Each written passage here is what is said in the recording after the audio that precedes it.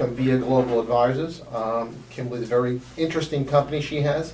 They help individuals, families, family offices, and other organizations navigate the increasingly complex world of financial advice. So, Kimberly, welcome. Welcome, Thank you Kimberly. very much. I'm delighted to be here.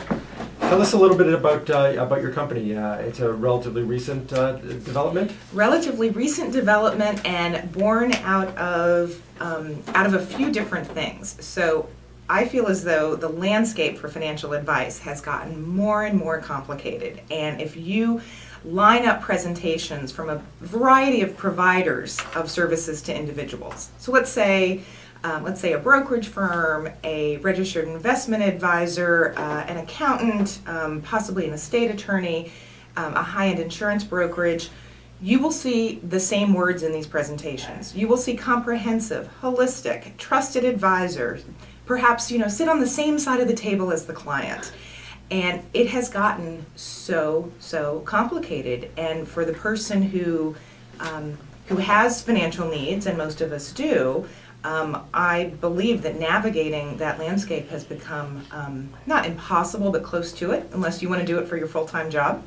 So I created Via Global Advisors earlier this year to help larger, more complex families find advisors across the spectrum, from investments to estate accounting, help them find advisors and also manage those advisors. So you bring them to the table. You obviously have some process for vetting what their needs are, figuring out what the appropriate advisors they might need, what stage they're at, etc., and then guide them through the process and help them to evaluate different options they have. Absolutely, absolutely. So a big part of the process is figuring out what does that client want. And there are things like, there are a lot of firms that say if you have this much in assets, you can work with us, but it's really more about a mindset. How involved does somebody want to be in their financial situation? What does the asset complexion look like? Does it include a family business? Does it include a large concentrated stock position? Is it inherited wealth?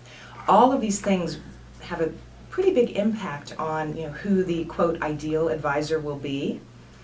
And what happens is, and I certainly did this when I was working in wealth management, what can happen is that you get so used to your own approach that you think it might work for everybody.